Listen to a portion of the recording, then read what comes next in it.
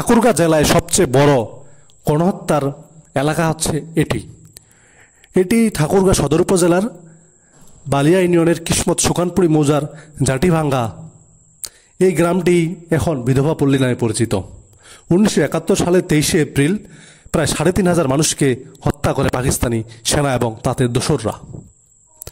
এই সময় ভারতে পালিয়ে যাওয়ার সময় ঠাকুরগাঁও জেলার বালিয়া, সুকানপুকুরি, জগন্নাথপুর, চৌহলদি, সিঙ্গিয়া, চণ্ডীপুর, বাসুদেবপুর, মিলনপুর, গৌরীপুর, খামার ভোপলা এবং দিনাজপুরের বীরগঞ্জের পলাশবাড়ি, পঞ্চগড়ের দেবীগঞ্জের বিভিন্ন এলাকার কয়েক হাজার সংখ্যালঘু পরিবার ভারতের পালিয়ে যাওয়ার সময় 1971 সালের 23শে এপ্রিল কৌশলে তাদের জাটিভাঙ্গা নদী পারে জড়ো করে হানাদার বাহিনীর দোসররা।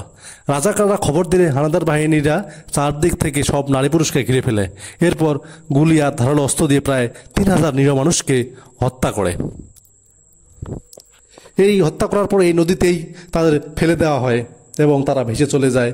কারো লাশ পাওয়া গেছে, কারো পাওয়া যায়নি। একদিনে প্রায় 250 মহিলা বিধবা হয়।